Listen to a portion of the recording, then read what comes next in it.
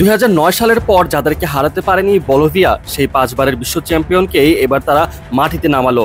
বিশ্বকাপ বাছাই পর্বের শেষ ম্যাচে কার্লো আনচেলত্তির ব্রাজিল হেরে গেল 1-0 গোলে, আর সেই জয় বলোভিয়ার জন্য হয়ে রইল ইতিহাস গড়ার সিঁড়ি। এই দিন অবশ্য কার্লোকে বেশ চড়া মেজাজে দেখতে পাওয়া গিয়েছিল। ব্রাজিলের হয়ে এটিই তার প্রথম হার। সেই হার হজম করতে বেশ কষ্টই হয়েছে বলা যায়। ম্যাচের শুরু থেকে বোঝা যাচ্ছিল স্বাগতিকরা মাঠে নেমেছে আলাদা উদ্যম নিয়ে।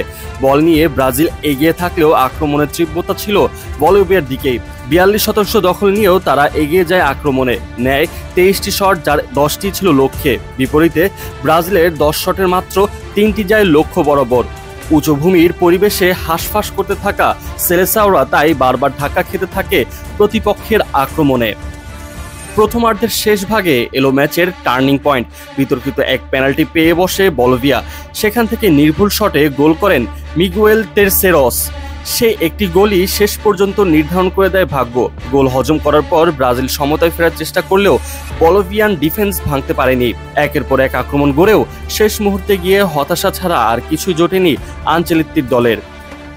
এই হারের মধ্য দিয়ে নতুন কোচ কার্লো আনচেলত্তি প্রথম ধাক্কা খেল। এর আগে তার অধীনে 3 ম্যাচে 2 জয় আর 1 ড্র করেছিল দলটি, তাতে একটি গোলও হজম করতে হয়নি।